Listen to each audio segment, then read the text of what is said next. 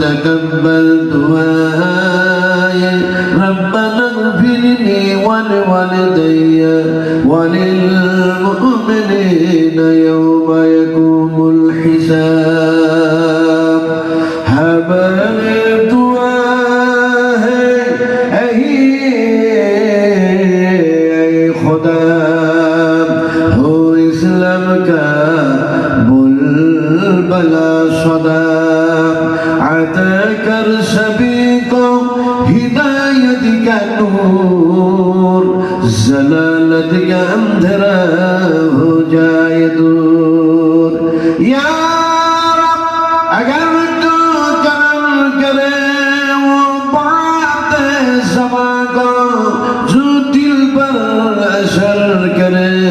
تقبل منا إنك أنت السميع العليم وتب علينا إنك أنت التواب الرحيم سبحان ربك رب العزة عما يصفون وسلام على المرسلين والحمد لله رب العالمين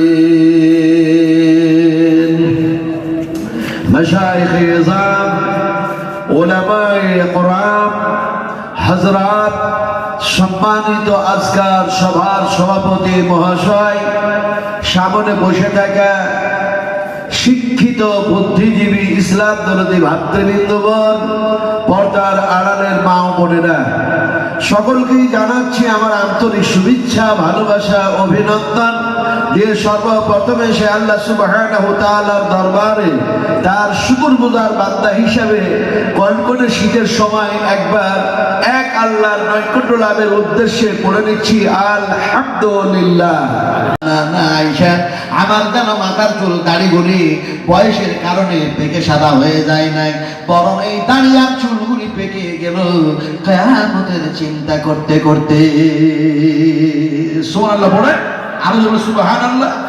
अगर कोई उलमा है शेखुल हदीस है बुखारी पढ़ाने वाला है तो देख लो बुखारी शरीफ के अंदर ये हदीस मौजूद है वल्लाह सही के सिवा कुछ नहीं है।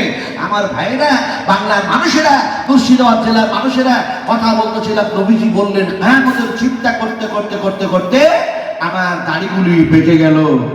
আমি এই কথা বলবো না, আজকে এই ওয়াজ করব না। বলছিলাম যে খাবার যে আল্লাহ খাওয়ালেন তার জন্য দোয়া কি বললেন? হ্যাঁ বলে জানি না, খালি শব্দটাকে আলহামদুলিল্লাহ, আন্দাজে আলহামদুলিল্লাহ। কথা বলছেন কি? আন্দাজে আলহামদুলিল্লাহ। নবীজি বলেছেন আল্লাহ হলেন বিজয় আর আল্লাহ বিজয়কে ভালোবাসেন। ये भी हदीस बुखारी शरीफ के अंदर मौजूद है। विश्वास करो एक হাদিসটা হলো বুখারী শরীফের মধ্যে এসেছে। আল্লাহর রাসূল যেন বললেন, আল্লাহর হাবিব বলেন, আল্লাহ বলেন বিজয় আর আল্লাহ বিজয়কে যেন ভালোবাসেন। তাই বলে যেন নবী কি করলেন? শুধু কথা বললেন না, বরং তিনি খাবার খেলেন বিজয়। যখন রুটি খেতেন জৈতুন তেল দিয়ে, তখন যেন একটি নয় তিনটি। একদিন নবীজি খেজুর খেলেন যেন তিনটি। আর আমাদের সাথে প্লেট আসলে সব খাও, কথা বুঝেন কি? শুধু ওয়াজ করে আমল দেয়, কথা বুঝেন কি? শুধু কথা বলে আমল করে না। এখন দেখা যায় নবীজি খেজুর খেলেন তিনটি খেজুর, প্রয়োজনে 5টি খেজুর।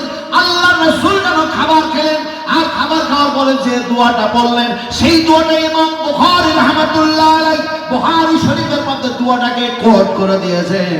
দোয়াটা নবীজি কি বললেন? নবী যেন বললেন আলহামদুলিল্লাহি হামদাল কাসীরান তাইয়িবান মুবারাকান ফি গায়রা মাগফিয়ান ওয়ালা মুওয়াদ্দিয়ান ওয়ালা মুস্তাগনান আনহু রাব্বানা। এই দোয়াটা আপনাদের জানা আছে? হ্যাঁ না, সব মাদ্রাসায় ভর্তি হন কালকে, সব মাদ্রাসায় ভর্তি হয়ে যান। আচ্ছা বলুন, শিক্ষিত মানুষ আর অশিক্ষিত মানুষ কি কখনো সমান হয়? আমি বুঝতে পারছি না গো, আমি বিহারি মানুষ, আপনাকে বুঝতে পারছি না। বলুন তো জাহান্নাম আর জান্নাত কি এক জায়গায়? তাও শুনে বলে না, জাহান্নাম আর জান্নাত এক জায়গা নয়। আর জাহান্নামী মানুষ আর জান্নাতি মানুষ কি এক ধরনের মানুষ? এক ধরনের যে মানুষ নয়, এক ধরনের যে জায়গা নয়। এর জন্য আমি না না করলে তো হবে না। আল্লাহ কি বলছেন শোনেন, লা ইয়াস্তাবি আসহাবুন নারি ওয়া আসহাবুল জান্নাহ আসহাবুল জান্নাতি হুমুল ينجزون আল্লাহ পাক বলেন এমনি করে দেখা যায় জাহান্নাম আর জান্নাত যেমন এক ধরনের নয়, জান্নাতি মানুষ আর জাহান্নামী মানুষও এক ধরনের মানুষ নয়, ততরূপ শিক্ষিত মানুষ আর অশিক্ষিত মানুষও এক সমান নয়।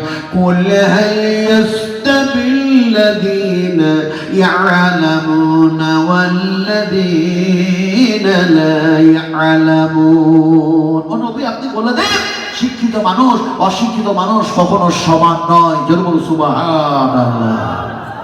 আলোচনা কি করছিলাম?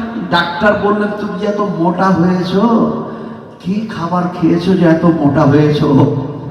তো ফ্যাট মানুষটা বলছে স্যার সকালবেলা হলে আমি 8টা রুটি খাই। বলে সর্বনাশ, কত বড় পেটুক। আপনাদের এখানে আসার পর আমি কখন খাবার আল্লাহ পাক আমাকে খাইয়েছেন, আল্লাহর কসম কে বলছি, এখানে আসার পর একটু যেন টিফিন করেছি, এখনো পর্যন্ত আমি আর কোনো কিছু খাই নাই, না ভাত না মুড়ি না রুটি, কিছু খাই নাই। এরপরও আল্লাহ পাক কত সুন্দর যেন তর তাজা করে আমাকে রেখেছেন। এটা হচ্ছে আল্লাহ পাকের দয়া। কথা বুঝেন কি?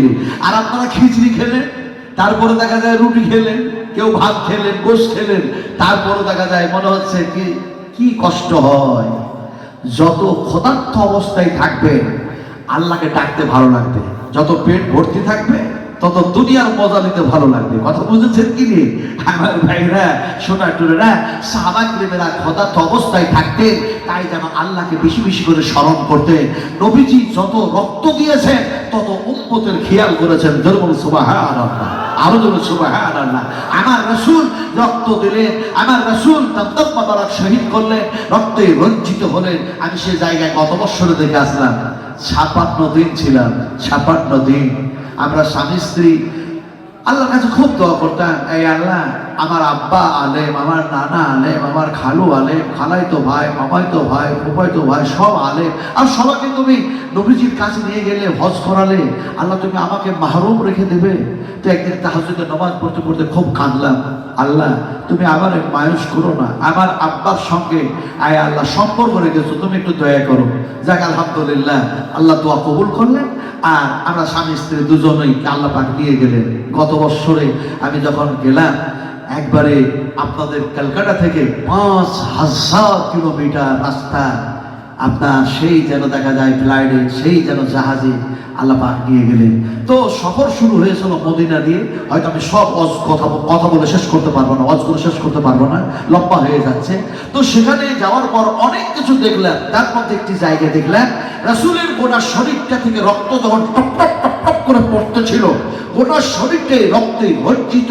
সেই সময় একজন যুবক, আপনারা যে যুবক, এইরকম আপনাদের মতো একজন যুবক রাসূল আকরাম সাল্লাল্লাহু আলাইহি ওয়াসাল্লামের কাছে গেল। হাতে ছিল গিলাস, ওই যুবকের হাতে ছিল গিলাস, গিলাসে ছিল আঙ্গুরের জুস, আঙ্গুরের রস। এই জুস, এই আঙ্গুরের রস আপনার যেন কি করলো, রাসূল আকরাম সাল্লাল্লাহু আলাইহি ওয়াসাল্লামের কাছে নিয়ে গেল। সেই যুবক বলল, হে রাসূল আপনি এত সুন্দর, আপনি এত সুন্দর, দেখতে যত সুন্দর, ব্যবহার তত সুন্দর, কথাগুলি তত সুন্দর, এত মিষ্টি মাখানো কথা জেনেছি, তবে আপনার সঙ্গে যারা দুর্ব্যবহার করেছে আপনার শরীর থেকে রক্ত ঝরাইছে। হে রাসূল সেই মানুষগুলি তো ভালো মানুষ নয়। এই কথা বলে যেন আঙ্গুরের জুস যেন দিয়ে দেওয়া হলো। রাসূল আকরাম সাল্লাল্লাহু আলাইহি ওয়াসাল্লাম আঙ্গুরের জুসটা যেন পান করছেন, নবীজির হাতে যেন রক্ত লেগে আছে। নবীজির যেন গোটা শরীরের রক্ত। এমন সময় ওই নবীজি ওই রক্ত মাখানো হাতে তিনি যেন গিলাসটা নিয়ে আঙ্গুরের জুসটা পান করলেন। বিসমিল্লাহির রহমানির রহিম। জুসটা পান করা হয়ে গেল।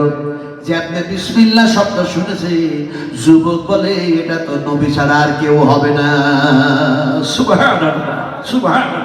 তিনি সঙ্গে সঙ্গে যুবক কি করলো, ও আমার তরুণেরা, ও আমার যুবকেরা, ও আমার মুর্শিদাবাদের বাঙালি আমার ভাইরা, সোনাটুরেরা, কথা বলতেছিলাম শোনো।